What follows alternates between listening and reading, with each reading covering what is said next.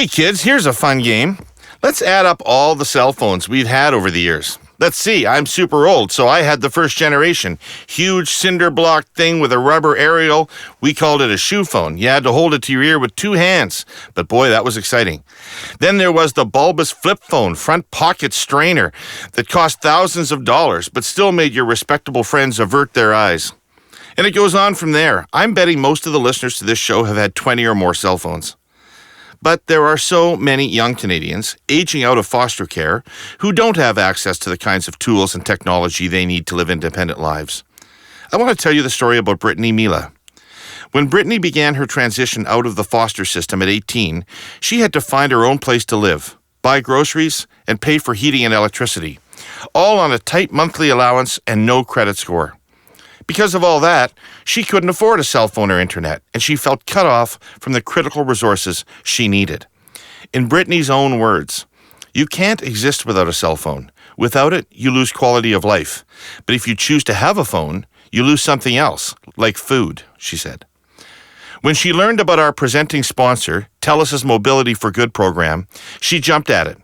Available to nearly 20,000 youth across the country, this critical program provides Canada's most vulnerable youth with a fully subsidized cell phone and data plan at no cost, helping them build credit, search for somewhere to live, find education and job opportunities, and stay in communication with their support network when they're on their own for the very first time.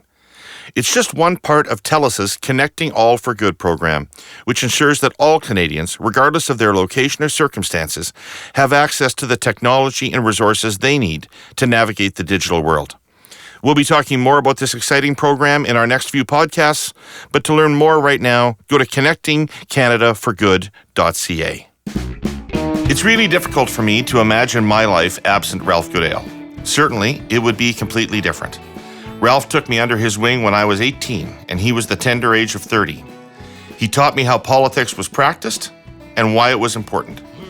Despite lots of other options, Ralph has spent his life in politics and has proved to be unusually good at both the practice and the purpose of politics. For 40 years, Ralph has not only been the most popular Liberal in Saskatchewan, but the only popular Liberal in Saskatchewan. In the last 50 years, 210 riding contests have happened in Saskatchewan. Liberals have won 19 of those 210. Half of those wins are Ralph. Ralph's federal record is 9 wins and 4 losses. Every other Liberal candidate combined in Saskatchewan over that period of time, 10 wins, 188 losses. And through a succession of responsibilities and portfolios, he served Canada with great distinction, while always representing Saskatchewan, especially his beloved farmers. Last month, Ralph was finally defeated in a tsunami of rage in the prairies. He's agreed to sit with me today in the studio and reminisce. Hey, Ralph, thanks for coming in. Nice to be here. I want to start by taking you way back. We're going to talk about things today that you and I have never talked about. And so That's dangerous. It is dangerous, but I think it's going to be fun. So I want to take you way back. You've traveled the world on behalf of Canada, but you grew up in rural small town Saskatchewan in the 1950s and 60s. What was that like? What was your childhood like? Oh, it was a great childhood to the extent now that I'm a little bit over 70 and I can still remember bits and pieces of it. My hometown was Wilcox. That's about 25 miles south of Regina. The next town is Rollo, better known as Dog River. Yep. Our farm was 5 miles due east of Dog River, Ruby's Diner. Great. So, what kind of a farm was it? Grain. Yeah. Grain. There was a bit of livestock in the area, but our farm was grain.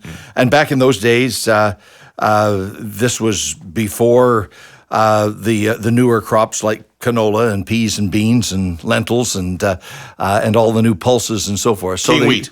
It was wheat, durum, a little bit of flax every now and then, right. But that was the offering. Not a big farm, about a section and a half, which was kind of typical back in those days.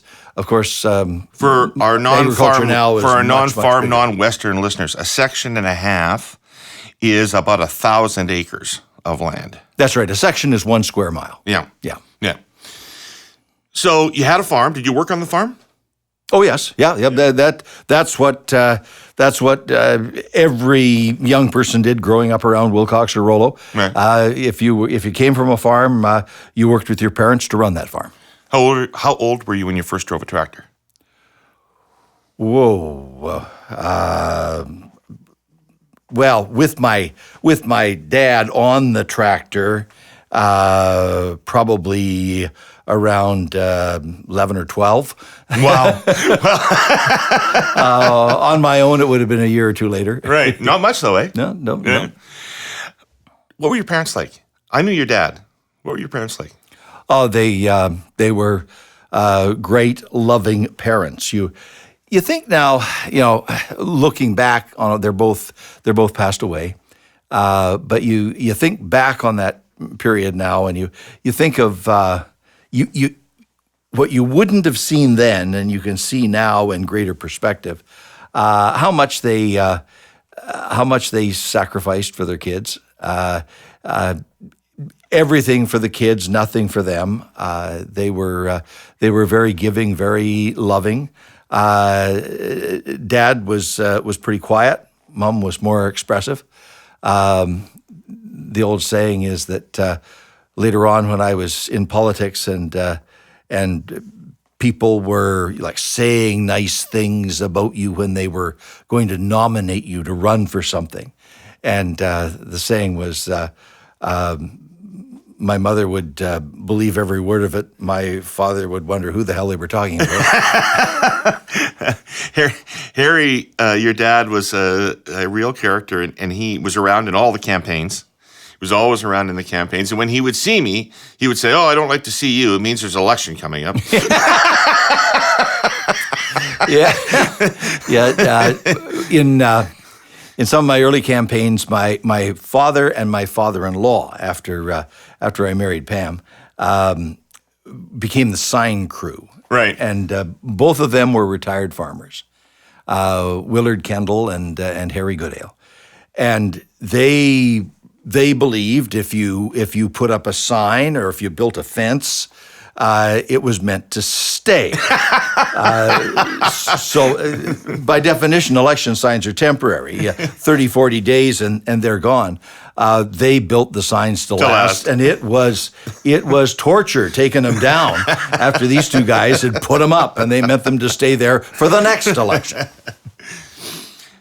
So you're on the farm outside of Wilcox, Saskatchewan. Before you discovered politics, how did you think your life would turn out? Did you think you'd be a farmer?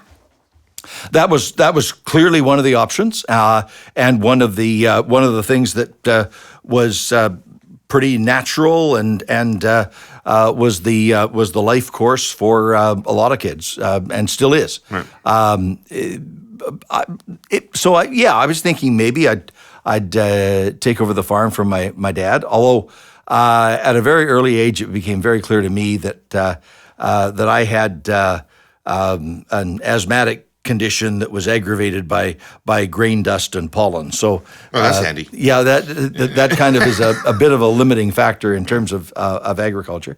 But I was always going through school interested in social studies, interested in politics. I mean, that was the 60s. It was the era of the Kennedys in the United States. It was the beginning of the Trudeau era in Canada. You had that classic Canadian clash between Diefenbaker and Pearson.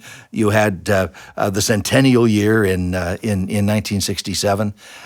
There was the space race that was attracting so much attention. So there was a lot of those things percolating around that piqued my interest in public life and political activity. Those are all big debates in the 60s, but you were a radical yourself, were you not? Did you not lead a student strike on the University of Saskatchewan campus? Well, there were several of us. I was the PR agent for the for the law students striking for higher grades. An excellent cause. Yeah. I needed you when I was there. It was a singularly unsuccessful collective bargaining technique. But we What was the cause? You wanted the curve put in place? There was one particular exam that we all felt was particularly ridiculous.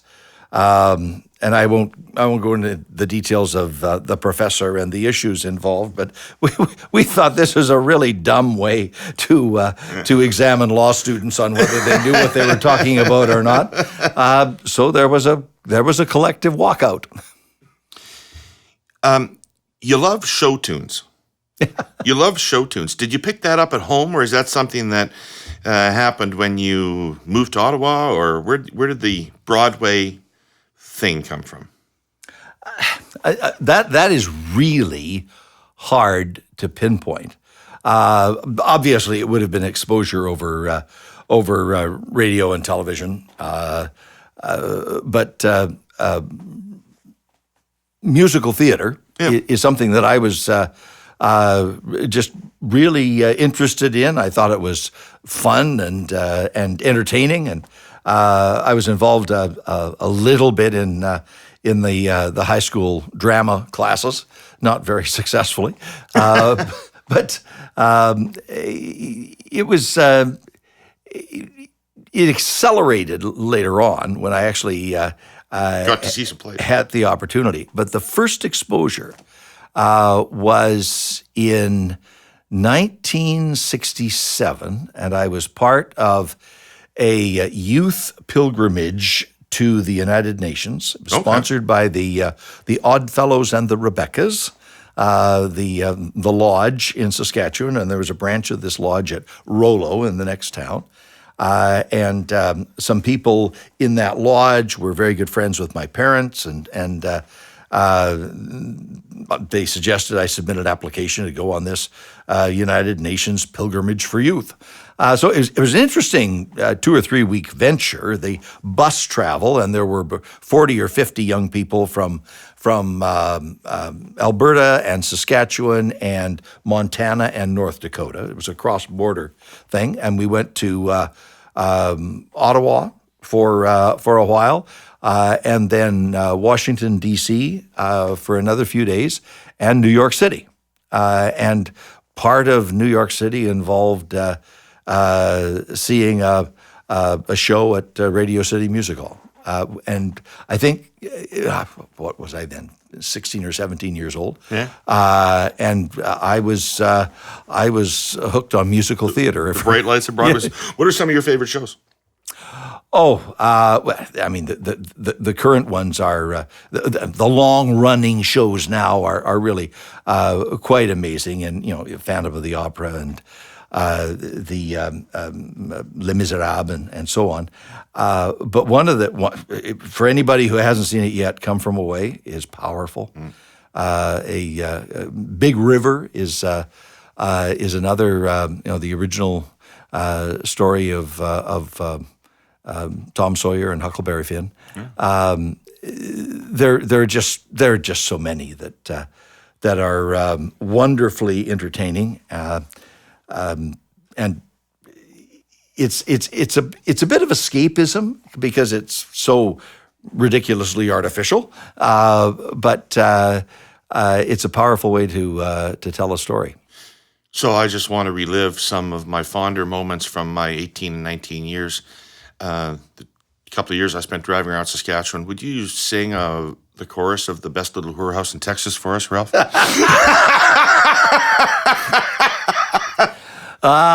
No. Come on, you used to love to do that. No,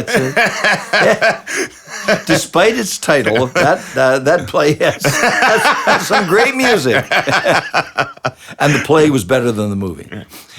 So when we met in 1980, 81, it was obviously a very momentous moment for me to come to get to know you at that point in time.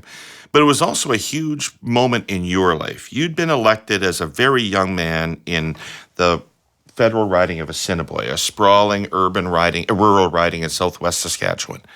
It was huge. It was 200 miles across, from the cities of Weyburn and Estevan on one side, all the way over to Gravelbourg and Mankota on the other, from the U.S. border right up to the outskirts of Regina. So it was 200 miles across, 100 miles deep, and the biggest community was about 10,000 people. So the population was sprinkled very thinly, evenly across that whole territory. Tough riding to campaign in, because you could travel 15 miles and talk to two people, and then another 15 miles to find the next two people. So but it was a great riding, and I still love it. Yeah, and amazing. You won it when you were 24 years old, and then, of course, you lost in 79 because everybody lost in 79. And then in 1980, the quick election after that, you almost won the riding. You came very close. Yeah. Came very close to winning the riding, but you didn't. And so that would have been, like, you came out... By the way, the guy I defeated to win the riding in 1974 was Bill Knight, who had been elected in a by-election 2 years earlier. Bill was a school teacher from the Weyburn-Estevan area, and he still lives in Ottawa, and he's very active on social media. And this may be the first time that I get to thank Bill for all of his support in the last election. He was very, very helpful. He was. It was an amazing story about you in politics, that somebody that you defeated would be that enthusiastic about you. But that was, I mean, you'd come out of university at the top of your law class. You had clerked for the Chief Justice of the Court of Appeal?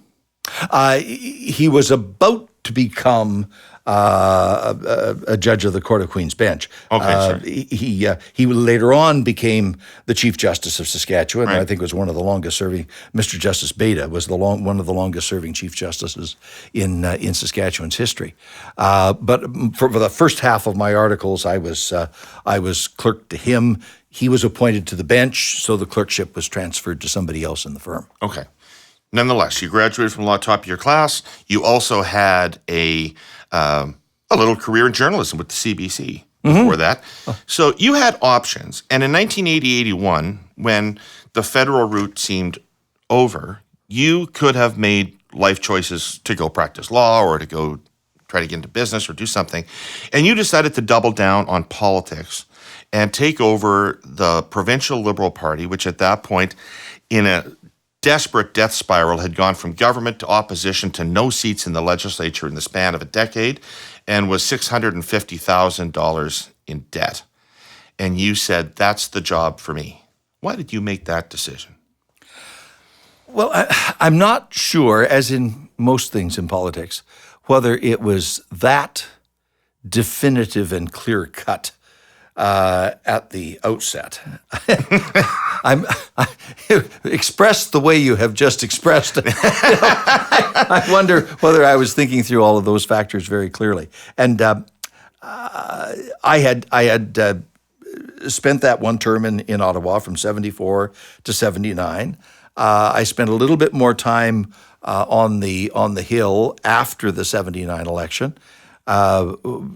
Remember, that was the Joe Clark interregnum, and there was uncertainty about how long that government would last and so forth. So I was doing some temporary holding actions, if you will, in that period.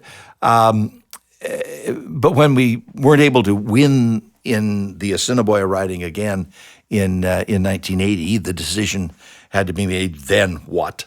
Obviously, I had no intention of just sort of hanging around Ottawa indefinitely. So I was going back to Saskatchewan. And you're right. I was talking to some of my law school friends about where I might land with a law firm back in Saskatchewan, or resume the career with the CBC. My dad was just making the decision about then as well, whether he would retire and sell the farm and so forth, and what I might do there. So there were several options, and taking on the leadership of the Saskatchewan Liberal Party, which was, as you describe it, not a particularly buoyant situation. I was thinking of it more as, I'll do this for a year or two or three while I examine the other options, try to figure out what I want to do for the long term. And it was not a long-term decision at that stage. But there was a by-election that came along very quickly in 1981, followed by a general election in 1982, and you get drawn in more and more into a situation. So what was kind of a holding action to start with, turned into a decision that lasted about 8 years. Right. And it wasn't a great time, but it probably laid the foundation for what followed in terms of your public standing and reputation in the province. I think it had a bearing, yes. You've got to be, in politics generally, but I suppose to be a Liberal on the prairies, you've got to be kind of tough and stubborn and durable. And all of that was demanded to be leader of the Saskatchewan Liberal Party in that era, and we were slowly ratcheting up our share of the popular vote, paying off that horrendous debt. It was all gone by the time I was done being leader of the Liberal Party of Saskatchewan. The books were balanced. We had some money in the bank. You were subsidizing the party. Long periods of time went by. You didn't take a salary, so that we could pay for membership forms. That's true. The party eventually was able to raise the money and reimburse the leader, but it wasn't on a very regular basis. But there were two or three really key people, and one individual in particular, later a senator, Senator Bob Peterson, who at that time was a business person in Regina, and he was just remarkably loyal and hardworking. He was absolutely determined not to spend a nickel more than absolutely necessary, but at the same time, he recognized that the leader had to be paid something, and he made sure, sometimes a little bit late, but he made sure that the cash flow was there. On that note, Ralph, we have to take a quick break and have a word from our sponsor. Our sponsor today is the Ontario Real Estate Association, and 16 years ago, things like smartphones weren't even invented. Ralph Goodale was using a Gestetner machine at the Saskatchewan Liberal office. And thankfully for me, kale and quinoa didn't even exist. That is also the last time the rules governing realtors were set. The real estate market has changed tremendously since then. The rules for the industry haven't, and they need to be updated. The Ontario Real Estate Association has a plan to do that. The OREA plan will increase professionalism in the industry, which is what realtors want and what home buyers and sellers deserve. What's important is that we protect the consumer by raising the bar on education, strengthening professional standards, and holding those who break the rules to the highest level of discipline. That's the plan the Ontario Real Estate Association has taken to Queen's Park. Go to rebareform.ca to learn more. To show you how penny pinching Bob Peterson was, and still is, at the leadership convention where I was selected by acclamation to be, it was not a hotly contested position, the leader of the Liberal Party of Saskatchewan.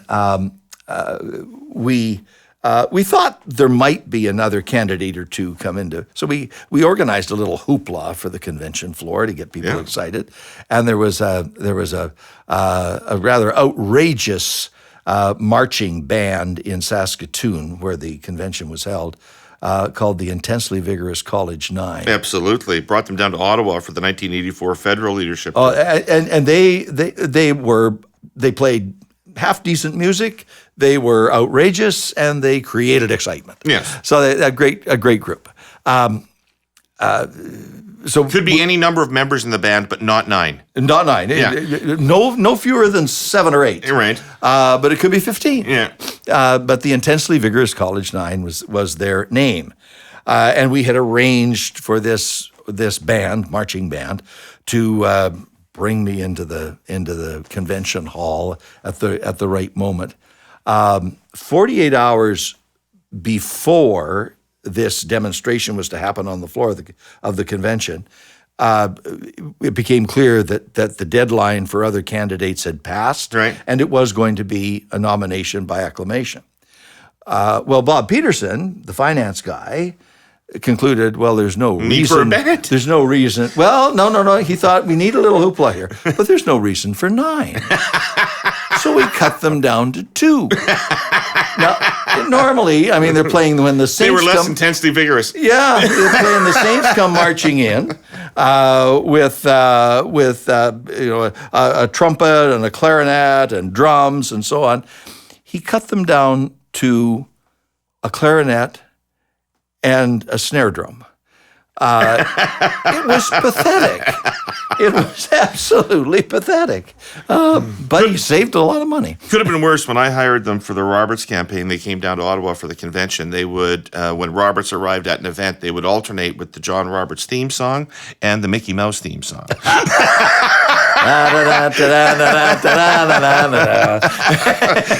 They were uncontrollable. You came across some interesting characters in Saskatchewan in the course of your time in politics there. You ran in 2 elections against Alan Blakeney. When I look at Saskatchewan's recent leadership, Alan Blakeney, whom of course we opposed, seems like a giant to me, an intellectual, a person of real policy substance, never a real scandal with him, nothing like that. What are your recollections do you have of Alan Blakeney as an intellectual, politics? Absolutely an intellectual, with very, very deep, thoughtful roots in public policy. There's just been a new anthology of papers published. Yeah. Roy Romano was one of the editors of it, about the Blakeney era. But I think, he was in that era with Pierre Trudeau, Peter Lougheed, Bill Davis. By the way, one of the nicest moments in the aftermath of an election, when you've lost it and you're kind of licking your wounds and trying to get your head straight about what has happened and how it happened. 2 or 3 days after this last election, so it would have been October 23rd or 4th, the phone rings, and it's Bill Davis. Really? Yeah, from his home in Brampton, and he just wanted to say. He understands and he empathizes, and he said some very nice things about the work that I'd been involved in. He turned immediately then to that issue that engaged him and Alan Blakeney, which was national unity and the development of a new constitution and how you make all Canadians feel at home.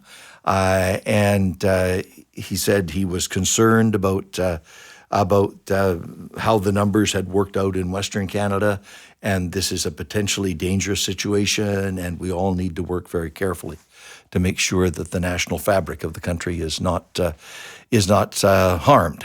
But it was just a really warm human gesture on his part, but a very important, and what a statesman, yeah, a very important public policy message too. Right. But Blakeney was of that same standard and character. There was a tough side to Al Blakeney. He did not mess around in politics. He was in to win, and there were some rough edges and elbows up. Everyone thinks of Gordie Howe as a fine gentleman and Mr. Hockey, but never get into the corners with Gordie Howe's elbows. And the same with Al Blakeney.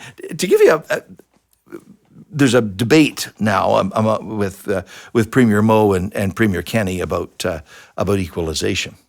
Al Blakeney was a master in managing the public finances of Saskatchewan in such a way, when he managed the new revenue coming in from potash and the revenue coming in from oil and gas and the revenue that had been there in the uranium sector and so forth. So he's managing all of the volatility of resource revenues.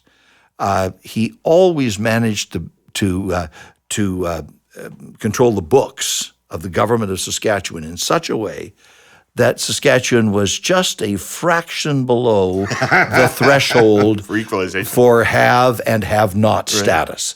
So Saskatchewan, through all that period, even despite very significant resource revenues and resource revenues that were growing all the time, Blakeney managed to manage those books in such a way that Saskatchewan was always just an inch on the side of being a have-not province, and therefore qualifying for equalization. Right. And then the Conservatives came in and took that to an extreme by bankrupting the place.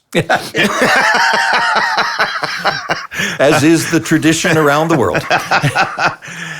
Another person that was hugely important to both of us, who I just want to mention because he shouldn't be lost to history, was Davey Stewart. Oh, yeah. And Davey Stewart was the former Deputy Premier of Saskatchewan, Finance Minister of Saskatchewan, and leader of the Liberal Party, and a mentor, I think, to both of us. But Absolutely. one of the things, there are so many. And then, of course, Senator. And then, of course, Senator. There's so many Dave Stewart stories because he had both a razor-sharp wit and was a great storyteller. What's your favorite Dave Stewart anecdote? There are so many. It's one of the young fellows that came along to work for me when I was most recently a cabinet minister back in the era when I was Minister of Agriculture and Minister of Natural Resources was John Embry. John Embry's father, who was also John Embry, was very active in the Liberal Party in Saskatchewan when Dave Stewart was in his heyday. One of the things that the younger John Embry was trying to do, he was then a junior reporter with CBC. He was trying to get the live on tape anecdotes from Dave Stewart to create a library of the Dave Stewart stories. And I don't know if John ever was able to finish that assignment, but if somebody's got that tape, it would be a great history of Saskatchewan politics. But it would be wickedly hilarious as well. I think the best story is in the 1970s. Dave Stewart has become leader of the Liberal Party. He was deputy premier and treasurer up until 1971 under Ross Thatcher. The Liberals lost that election. Mr. Thatcher died. There was a leadership contest. Dave Stewart won the leadership contest. He went through the 75 election, and Al Blakeney won again in that period of time. And there's a reshaping of the non-CCF vote or non-NDP vote in Saskatchewan, away from the Liberals and over toward the reviving Conservative Party. And there are two Liberal MLAs, Gary Lane and Colin Thatcher, who have taken the strategic decision that they are going to abandon their Liberal colleagues, abandon Mr. Stewart, cross the floor, and join the fledgling Conservative Party, which would obviously give that party a big leg up in terms of political advantage, political momentum. Mr. Stewart's in his office. There are rumors going around about this is about to happen and so forth. His chief of staff comes into the office, a fellow by the name of Dave Sheard, another good friend of mine. And Dave says, Mr. Stewart, bad news. The rumors are true. Lane and Thatcher are well, in fact, they have just crossed the floor. They held a scrum in the rotunda of the legislature. They're gone. Mr. Stewart, there are 15 rabid reporters right outside your door. I would recommend that you go out the back way. Yeah. And Dave stood up at his desk and said, "Open the door. I'm going to talk to them face to face." He marches out, and of course the questions are bombarding Dave, and he puts up his hand and says, "Whoa, whoa, whoa, whoa, whoa! I just want to tell you that this is the greatest news I've heard in a very long time. Gary Lane and Colin Thatcher have crossed the floor. They've left the Liberal caucus. They've joined the Conservative caucus. And by that single act alone, the average IQ of both caucuses has gone up by 15%. He just had that ability to, and a lot of his humor was self-deprecating. Oh, yeah. When he was asked whether he wanted to be called to the Senate, he said, "I don't need to be called. A mere whisper will do."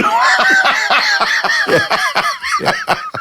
And, earlier this year, I was out at the RCMP Depot Training Academy in Regina, the place where Mounties are born and trained. And this young fellow came up and introduced himself, a young recruit. He was just graduating from the RCMP, Dave Stewart's grandson. Oh, great. And Davey would have been very, very proud to see his grandson wearing the red serge of the Royal Canadian Mounted Police. No kidding. All right, Ralph. Somewhere in this period when you are the provincial leader, you meet a woman. I met Pam when this, there weren't a lot of people, as you said, working in the Saskatchewan Liberal Party back in those days, a small band. And when we got a new recruit, it was pretty exciting. And so when this new woman showed up with a friend of hers, and they seemed unusually enthusiastic about organizing a convention for us, I thought maybe something was up that was more than just their devotion to provincial liberalism. Pam's turned out to be an unbelievable rock and support for you. But what was it like when you first got together? You got married in 1986. You met in 84, 85? Married in 86? Thereabouts. The Liberal leadership process was going on at the national level at that time with John Turner, and we were both involved in that campaign. We had. I've been asked many times, where did you meet? And you don't know? You don't have a... We can't pinpoint it, but we both agree it would definitely have been at a Liberal meeting. Right. Somewhere. I gather I was pretty thick in not recognizing the signals. but eventually Pam's friend, who was in that process, Donnie Parker, sort of hit me up the side of the head and said, "Pay attention, pay attention, idiot." So I did. So you did? Yeah. Best decision of my life. Well, I don't know how you could have had life without it. No, man. No, and absolutely. Okay, so then 1993, you get elected in Wascana for the first time in the election that brings Mr. Chrétien to power, and you become a minister, which you are for, 17 of the next 25 years? Yes. Right? Yeah. Under Chrétien, Martin, and Trudeau. Mm-hmm. What was a life? You're known for an indefatigable work ethic, and you live in Regina. You had international portfolios. What was a week in the life of Ralph Goodale like as a cabinet minister? It was pretty frantic. The two things that kept me anchored and stabilized were, first of all, Pam, and she, by the way, has had and always has had her own independent career as an educator. And she always lives in Regina. At times, that was quite important. Absolutely. Absolutely, when the leader of the party was not being paid.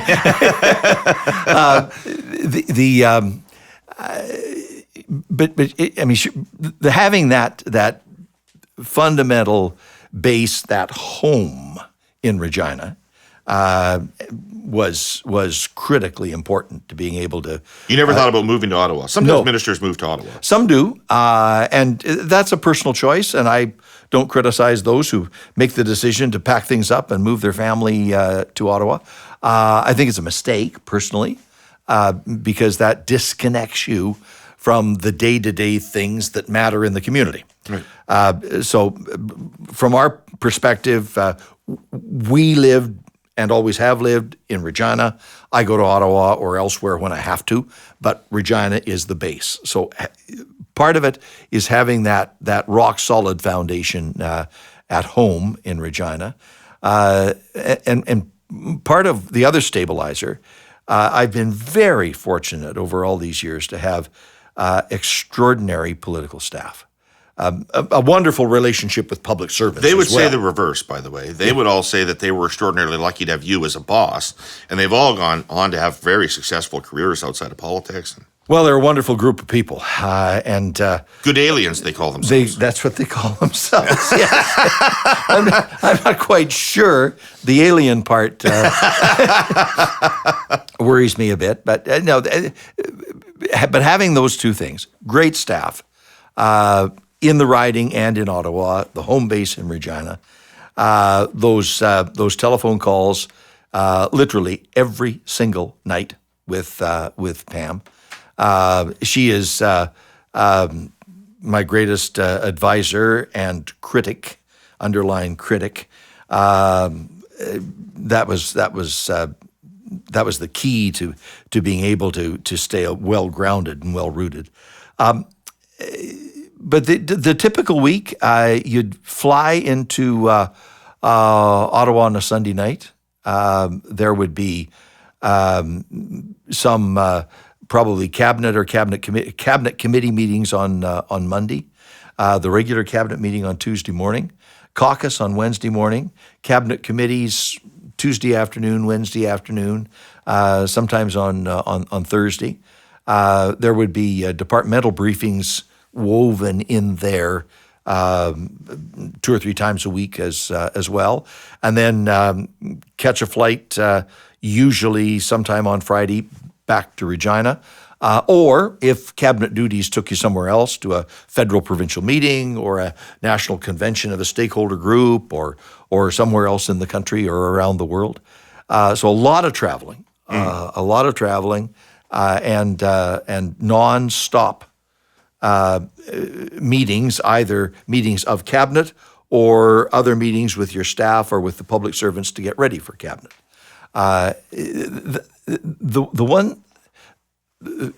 Several things that I noticed that are so much different about being in cabinet now compared to back in 1993. The pace of everything has accelerated enormously. And it's technology, it's all the handheld devices. They don't use a Gestetner anymore, David. It's a thing of the past. I remember one campaign years ago in the 1970s when we were preparing some campaign material in the constituency office on a Gestetner. And my dad was running it, and the thing just somehow got out of control, and it was sucking up paper and spitting out paper, and there was purple ink all over the place, and he couldn't get it stopped, and he pulled the plug out. What a performance! Gestetner machines, they were something. Yeah, but the pace of everything has changed so much. Moved now, you do in an hour what 25 years ago you would have done in a day or a couple of days. Right. And it's just thought of as normal. In fact, if you work at the pace that was normal in 1993, you're way behind. So what happens to your decision-making in that context?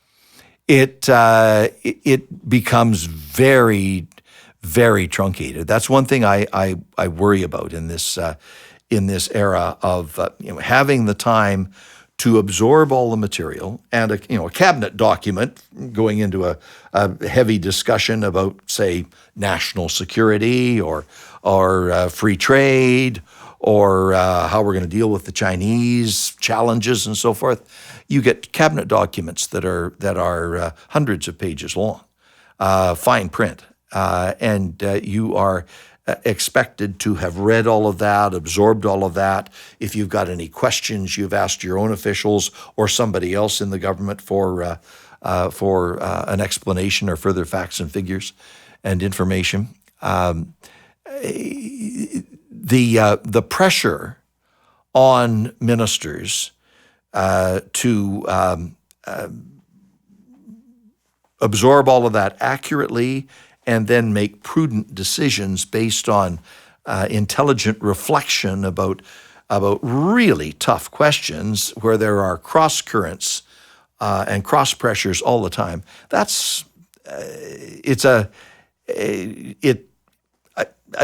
think you run the risk of putting too much pressure on the decision-making process and making bad decisions.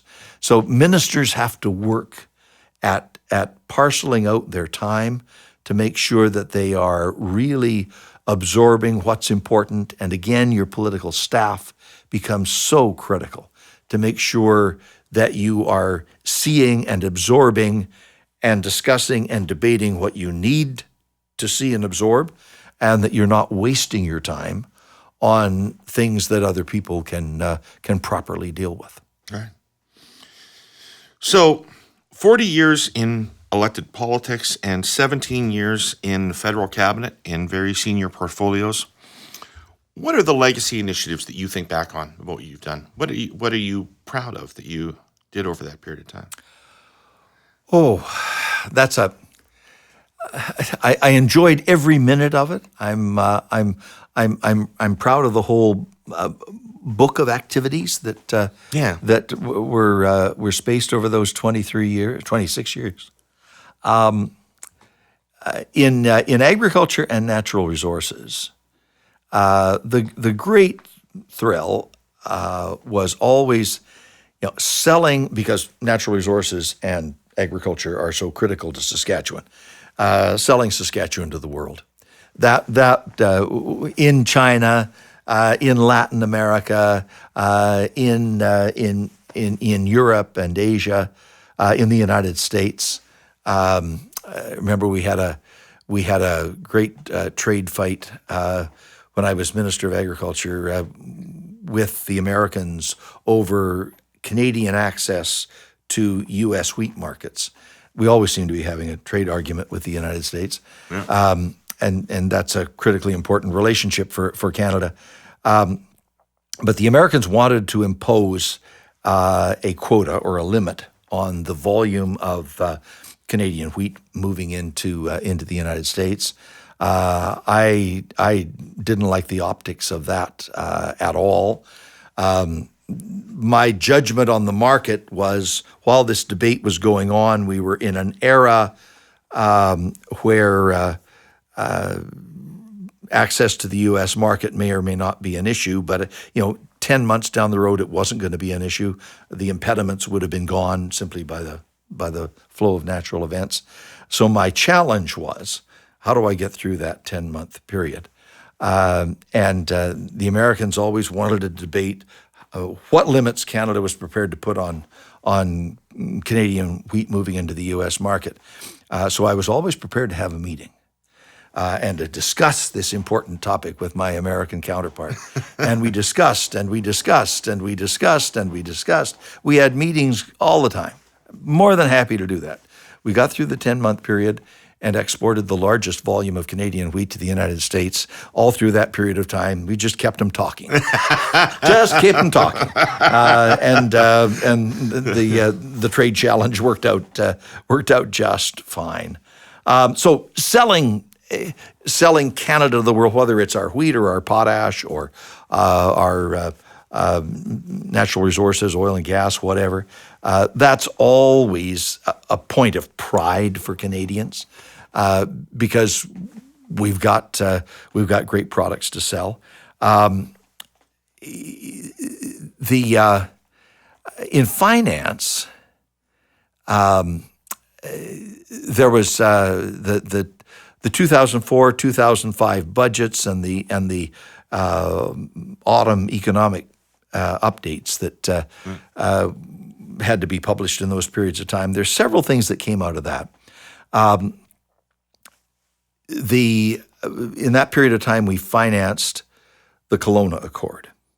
That was later unwound by Mr. Harper, but that was the beginning of the process of reconciliation. Yeah, that was so critically important, and the initiatives that Mr. Trudeau has been able to take through the Truth and Reconciliation Commission and now the whole process of reconciliation. The investments that he is able to make now, the way was paved for that by Kelowna. At that same period of time, back in 2003, 2004, 2005, we also introduced Canada's first serious plan of action on climate change. Again, Mr. Harper unwound all of that. Elizabeth May says it's the most ambitious climate change plan that to this day has ever been presented. Yeah, she says it's the greenest budget ever in Canadian history. Yeah. But both of those things, even though they were the Kelowna Accord and the Climate Change Plan, after 2006, they were essentially undone by Mr. Harper's government. What both of those experiences, though, demonstrate is recognizing issues early enough and acting early enough. We would be a lot further along the road to reconciliation. We would be a lot further along the road to serious action dealing with climate change if the pieces that had been proposed in 2004, 2005 had actually stayed in place rather than being withdrawn, as turned out to be the political reality. That period also established one of the most important infrastructure programs, and that is the gas tax transfer to the municipalities. It's a very technical thing, but it's the federal government sharing automatically a large chunk of money with provinces. It's now about $65 million a year, I think, automatically. It's $2 billion. I'm just thinking of Saskatchewan. I was assuming that it was 65 million. Yeah, it's $2 billion at the national level. But that was the beginning of the recognition that within our federation, cities and municipalities have a critical role to play. Yes, constitutionally, exactly, no revenue sources of any significant amount. But they are Canada's signature to the world. Our cities and how functional they are. That's what most people from outside the country, how they first encounter Canada, how they see Canada, and recognizing that cities and municipalities have a legitimate place at the table, at the national table, and need to be heard. And can play a critical role in not just economic development and cultural success, but also national unity and national cohesion. They are important entities. Through that period of time, also, we managed to get the largest equalization bonus for Saskatchewan. Not as Minister of Finance, I was a homer, but but it was. Just an important thing to do in recognition of an unfairness that was perceived in the fiscal structure of the country. And just as the Atlantic Accords were important to do to recognize that issue in Atlantic Canada. I guess more recently... you love Danny Williams. You and Danny Williams like this. Danny and I went round and round and round. you can have these visceral debates about the fairness or unfairness of equalization and the transfer payment programs and so forth. But where I thought that debate really crossed the line is when Premier Williams at that time took down the Canadian flag. No kidding. No kidding. And that was beyond the ken. And we're into an equalization debate now. Mm-hmm. And we can have very powerful, very good arguments and discussions about how to fix equalization. But leave the flag up. Yeah, this is not an issue that should be used to undermine the political cohesion of the country. Canada is too precious to play fast and loose with the bonds that hold us together. Well said. You must have made a mistake in all this time. Do you ever regret anything you did that you, in retrospect, wish you hadn't done? Or is there something you did that you knew you wouldn't want to do at the time but had to do? Oh, that may take a book but one of the things that, and this is more on the political organizational side than on the policy side. To start with, going back to when I first arrived in Ottawa in 1974, I would have made a valiant effort to learn French. That matters in being able to communicate and to be heard and to understand the full scope of the country. And I didn't do that. Developed some ability to muddle along, but not fluency. That's something that I would have changed ab initio, going back to 1974. Developed the language skill. The other political error. Had you done that, you'd have almost certainly been a candidate for the leadership in 2006. Maybe. Well, yeah. You can never unpeel that onion, but maybe, yeah. The other thing that I think we failed to do through this whole period of time is maintain the political roots and organization of the Liberal Party across Western Canada. The party suffered an historic blow after the King and Saint Laurent era with the arrival of John Diefenbaker. The whole political paradigm changed. Yep. And Liberal roots in Saskatchewan atrophied. He's the only Conservative my parents ever voted for. Yeah. Yeah. And we did not, we thought, I suppose, it was temporary, but it wasn't. It was long term. And when you get into a period like now, when you are going to be facing several years of rebuilding across Western Canada, you need that fundamental riding by riding, church basement by church basement, membership by membership organization. Yeah. But that's a pipe dream. Like the Liberal Party literally doesn't exist in Saskatchewan for all intents and purposes. Handful of activists in any given riding. And here's the challenge: how do you breathe life into that? How do you just accept the current paradigm, or do you find some way to restore the organization? And it's painful, and it takes a lot of hard work. And the party is going to have to make the decision about how they're going to revitalize the basic foundations and put some money into it, because it won't happen just by wishful thinking. I want to ask you. By the way, in terms of the legacy items, I didn't quite get in the litany to public safety, where I've been for the last 4 years. But I never thought I would be in that portfolio. Right. Furthest thing from my mind. But I came to love it. Not because we had enjoyable things to deal with. No. Pretty reprehensible clientele, you know. When you're dealing with a lot of really tough people and tough issues, and they're not just domestic; they're international. And natural disasters, Fort Mac, for example, and the floods and fires elsewhere in the country, and prison reform and parole changes, the spy agency, the RCMP, and so forth. Tough issues.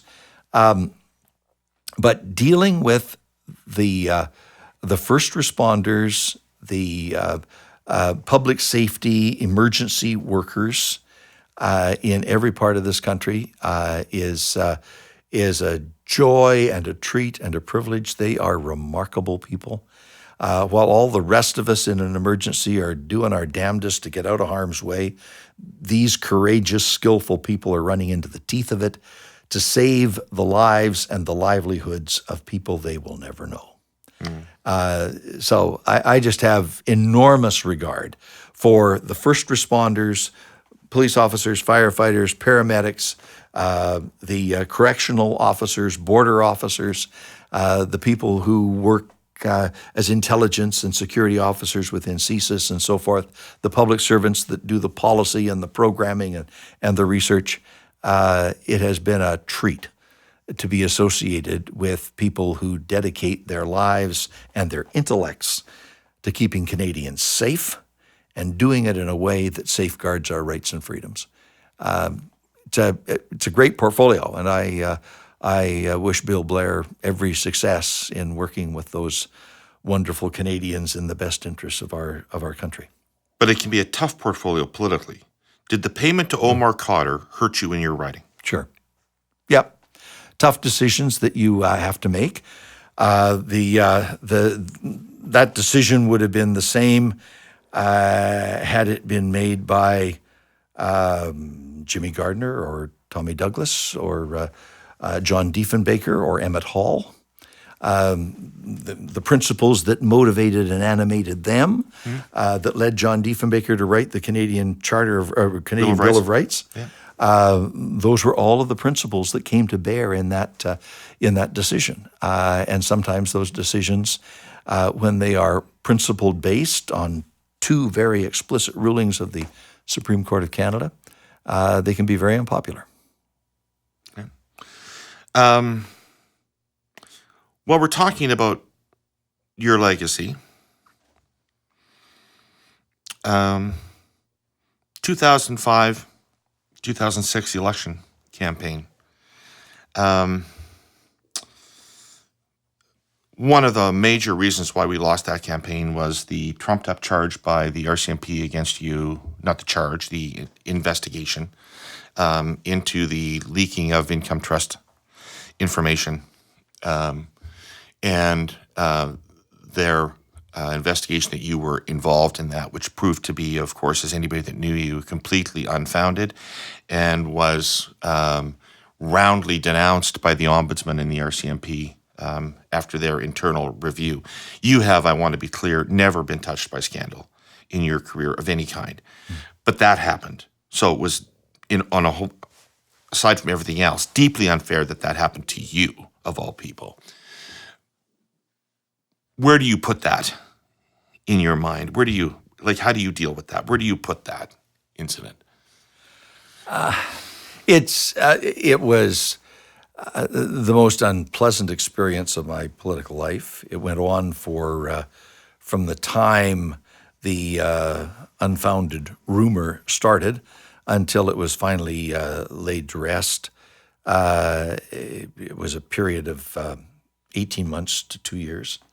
It was brutally difficult in personal terms, although in the midst of it, the 2005-2006 election, that long over-the-winter election, came and went. And, of course, the government paid a huge penalty for this alleged scandal that We were ahead before and we lost. that turned out to be totally fallacious, but it extracted its political toll, and I forever regretful that burden was cast upon Mr. Martin and his government. Totally unfair to him, but the vindicating factor in that election, people in Regina Wascana gave me the biggest vote they ever had. Right.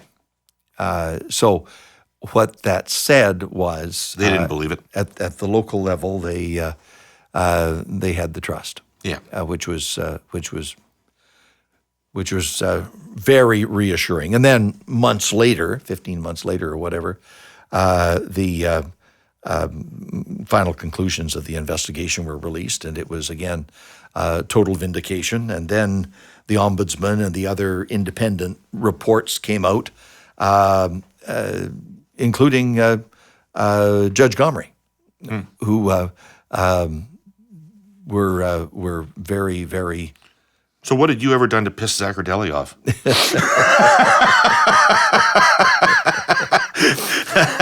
No comment. It's really not funny, but a person has to laugh. But one of the great ironies, all these years later, I become Minister of Public Safety, responsible for the RCMP. Yeah. And we have just gone through a process, and I'm sure Bill Blair will continue this, of modernizing and renewing the RCMP. A new commissioner is in place. There's a new management board in place, an innovation that's been recommended for 20 years at the RCMP. It's been done. The RCMP is on a much better course for the future, and it's something that. Kind of the circle has gone full circle from having gone through that very awkward and painful experience to being the minister later on that had a role to play in laying the foundation for the RCMP's future. Speaking of Paul Martin, you and Paul have a friendship that goes back into the 1980s and continues to this day. When you both went into cabinet in 1993, you were the only person in the cabinet that had supported him in the leadership against Mr. Chrétien. So you were kind of isolated in that cabinet, just the two of you. And in the 1995 budget, the big deficit-busting budget, you were the Minister of Agriculture. And agriculture, between the cuts to transport subsidies for agriculture and the cuts to direct agricultural supports, took the biggest hit of any sector in the entire government, including the elimination of the historic and symbolic accrual rate in Saskatchewan. Mm-hmm. I don't want to relitigate the issue, but on a personal level, I'm interested in whether that affected your friendship at that time, or how did you guys deal with that on an interpersonal level? He pissed me off. but I always had enormous respect for Paul's judgment, still do, and for his sense of equity and fairness, and some compensating programs were put into place at the same time, but it was a hard set of decisions, and we needed to demonstrate that while agriculture was absorbing a hit, at the same time it would lead us to a better place for the agricultural sector. And that other sectors in the economy were sucking it up and bearing their share of the burden as well. Right. So it wasn't easy. You would have thought at that time that it could quite easily cost you your seat. Yeah, it potentially could have. Yeah. But all through that period of time, some tough decisions were made. and the government was constantly being reelected with a majority. The thing that cost votes in Saskatchewan in the 1997 election was, despite the controversies with respect to the crow rate and agriculture, the damaging thing or the controversial thing was gun control. Right. That's what cost us the seats in Saskatoon and Capella Mountain and so forth. That's why Jenny Byrne is a conservative.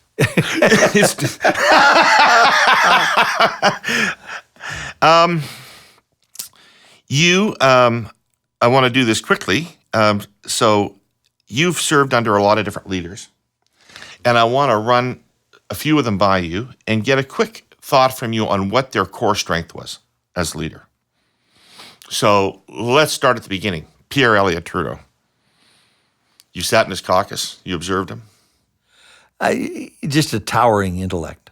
As we talked about earlier, that era with people like Blakeney and Lougheed and Davis and so forth, grappling with the Constitution,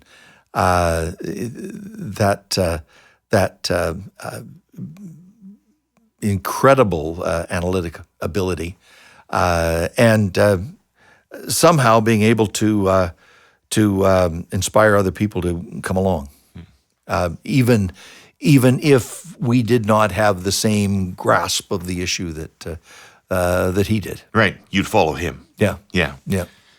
So I guess that's a definition of charisma. For sure. Yeah. Jean Chrétien, what was his greatest strength as a leader? He, I think, of all the leaders I've worked with, was probably the best practitioner of government by cabinet, where he basically said, "You are the minister of X.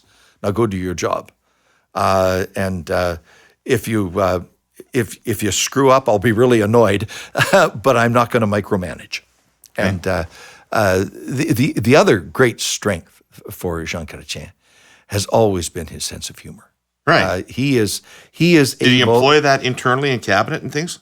Oh yeah. Yes. It was evident to the public as well. But he was able to go a very, very long way in political and public life on his amiability. People just instinctively liked the guy. Yeah, absolutely. Now, speaking of micromanagers, what is Paul Martin's greatest strength as a leader? Well, he kept wanting to edit my budget, and I kept saying, "You were the Minister of Finance, and I am the Minister of Finance." Paul's big vision of the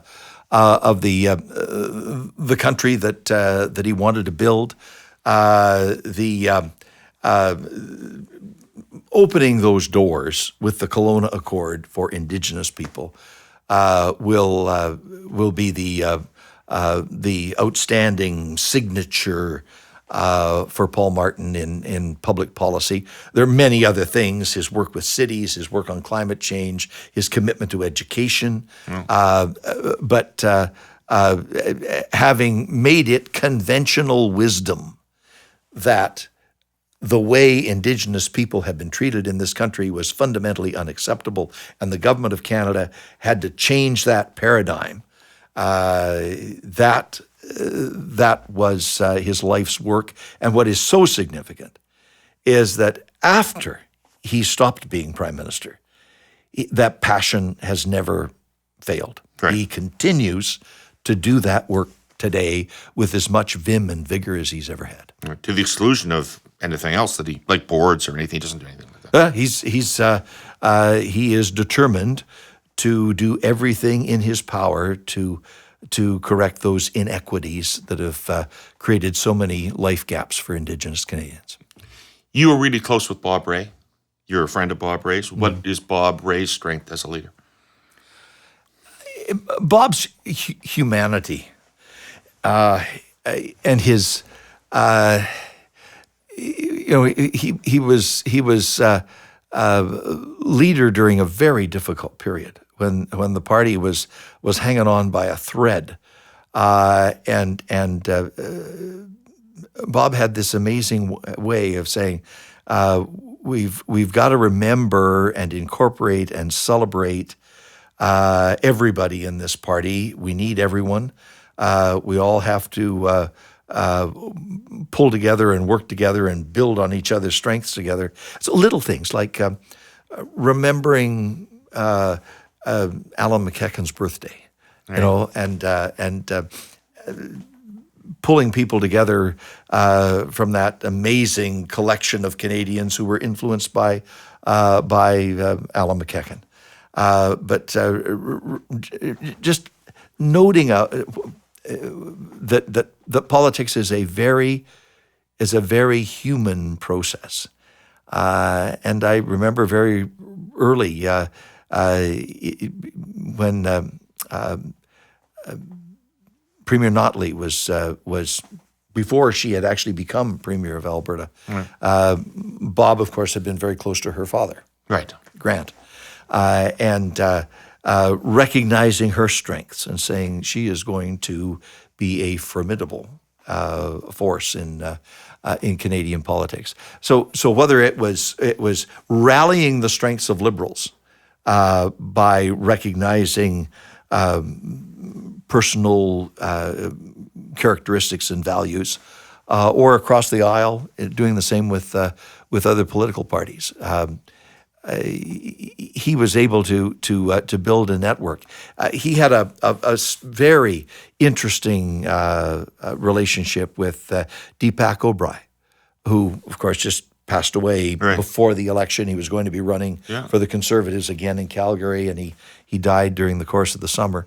Bob was a foreign affairs expert. Yeah. Deepak was the parliamentary secretary. Very often, Bob's questions would be answered by Deepak, and the two of them developed a very cordial, human kind of connection. Bob's understanding of the human quality of Parliament was a huge strength for him, and it's a quality that is pretty rare in Parliament today. Being able to understand the bonds that pull parliamentarians together, whether they're in the same party or a different party. And finally, Justin Trudeau. His durability and his work ethic. He works very hard to brief himself on issues, to think through issues, to get advice from many diverse sources, to synthesize all of that, and come to policy conclusions. The pressures on him in this day and age are probably greater than the pressures on any of his predecessors as prime minister from whatever party they came. Because of that pace of... Because of the pace, because of social media, because we're in an era of very nasty gotcha kind of politics. And somehow he is able to not lose his sense of perspective in dealing with all of that intense pressure and intense abuse. And so that resilience, that determination, that real inner strength to stay focused is a great quality and characteristic. And I remember at the very end of Pierre Trudeau's career, and he had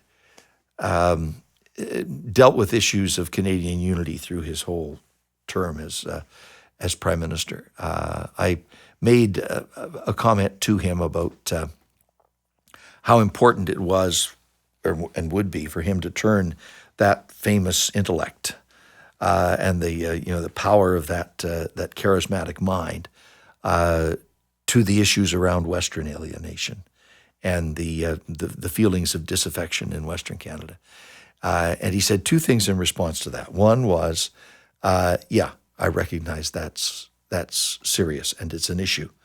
But, he said, I'm at a point in my life and my career where I don't have the wherewithal anymore to deal with that issue.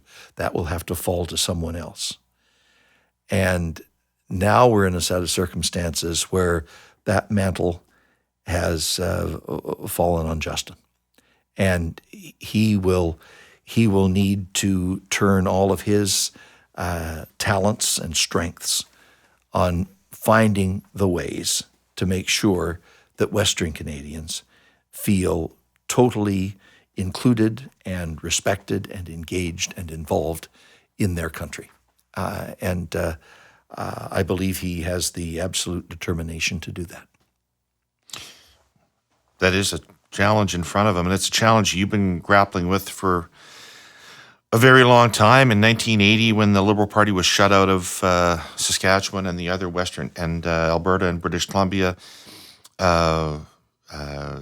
you were hired into the PMO to help advise them. People like Jim Coots and Tom Axworthy thought the world of you. Now the situation we're in, most of my listeners are not from Alberta or Saskatchewan. And if I was to sum up what I think a lot of people in central Canada, maybe in the lower mainland of British Columbia, maybe in Atlantic Canada, are seeing and feeling right now as they see two provinces that they consider to be among the wealthiest in the country, who are offside with seemingly the world on climate change and who are complaining and threatening separatism unless they get their way on a number of things. I've been trying on this podcast generally to separate the political machinations of the premiers and provincial governments in those provinces from the issues that are at play in those two provinces. So for the people that listen to this podcast, what would you say to them about Saskatchewan and Alberta right now? I think it's a matter of respect and inclusion. They will see issues around climate change, the environment, energy development, economic development through a different lens, and people will argue about the merits or the demerits of that lens, where the facts lie. And I think it's going to be very important to avoid language that is inflammatory and provocative and throws up the defensive walls where people stop listening and just start fighting. Right. Get the walls down, get the conversation going, be patient, and let us have a decent, fact-based conversation about how we achieve two absolute imperatives. One is economic success, the other is environmental success. And we've got to achieve the two of those things together. And we have to demonstrate, as one country in the world, we have to demonstrate that we can achieve both of those things together. And being very careful with each other and listening to each other. This is, I note, that was her major comment coming out of the recent appointment of the new cabinet, when Minister Freeland, the Deputy Prime Minister, Minister of Intergovernmental Affairs, she said that is essentially her first bit of advice and her first mandate is to make sure that we are somehow getting past the name calling, the finger pointing, the sort of the juvenile fighting, and dealing with the substance of how people feel and why they feel the way they do. There are, for example, rather than simply saying, the government has to adopt the conservative platform in order to satisfy Western Canada. That obviously is not going to happen. There should be a very practical agenda about what can you do to address those concerns in Western Canada, like making sure that the TMX is a successful project and gets done on time as promised. Re-examining the way that we have structured carbon pricing in order to make sure that it reflects the biggest sensitivities in Western Canada, dealing with agriculture and small oil and gas companies in particular. Being on the diplomatic front, dealing with the issues in the United States that are stymieing Enbridge Line 3 and the Keystone XL. They've passed all the hurdles in Canada. The problems now are in the United States. What can we do to help resolve those issues in the United States? Are there some regulatory adjustments that can bring more certainty into the investment environment? There have been significant job losses in the energy sector in Western Canada. From a practical point of view, can the government of Canada do more to help offset those job losses? What are the investments in clean technology, in scientific activity, in the sources of new energy from biomass and geothermal and solar and wind? For example, there's a whole range of things that we could practically work on to address the specifics of what Alberta and Saskatchewan have been complaining about. Can the federal government be a partner with those provinces in imagining the post-oil and gas future for those provinces? Oh, sure. Absolutely. It doesn't feel like it is, though. Well, there's been so much argument and so very little discussion. Right. And again, I go back to Minister Freeland's comments. We've got to get past the name calling and the finger pointing and the blame, and get on to real, sensible, practical solutions. Can we have an agreement about the east-west electricity grid, for example? We're on the process of building major transmission lines from Canada into the United States. But instead of north and south, or in addition to north and south, can we also spread the advantage of hydropower by going east and west? There's a pipeline project that Quebec has said several times they're interested in pursuing with natural gas moving from west to east. Can we get that project going? On the issues around equalization, the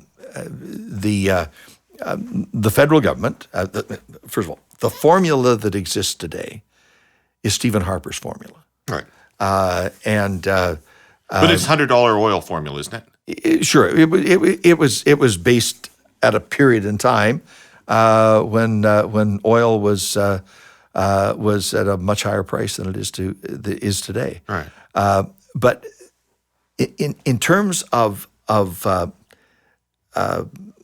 that brings really two things. First of all, the stabilization portion of equalization, which can certainly be upgraded and improved. But in terms of the equalization formula itself, it is the provinces that have the biggest vested interest in what that formula is. Yeah. the council. The feds have no. The feds are a clearinghouse. Yeah, exactly. It comes out of federal revenue, not provincial revenue. Right. It comes out of federal revenue, federal tax revenue, and the federal government is really agnostic on how it goes out. As long as it doesn't exceed a certain amount. The federal government has no particular vested interest in how the distribution works. A perfect opportunity for the Council of the Federation to say, we're going to develop a consensus. Right. Now, and it won't do for the provinces to say, well, we couldn't agree among ourselves, so we're tossing this hot potato to the feds. Right. No. The provinces need to adopt a mature, responsible attitude here, and figure out what is the best way to devise a new formula. It'd be a great triumph for the Council of the Federation if they're able to reach that consensus. Well, sensible, practical solutions sounds like a summary of your entire career. So, thank you for spending all this time with us. It's been both a fun conversation and a very rich conversation. I would like to thank our presenting sponsor, TELUS, and our original sponsor, the Ontario Real Estate Association, for their sponsorship of today's episode. I want to thank the Orange Lounge for hosting us again. I want to thank Spencer Sunshine for engineering this and Jill Engelman for producing this episode. We'll be back in a week with Jenny Byrne and Scott Reed if you're into that sort of thing. And thanks for listening today. Ralph, we'll see you at Christmas. All the very best. Wide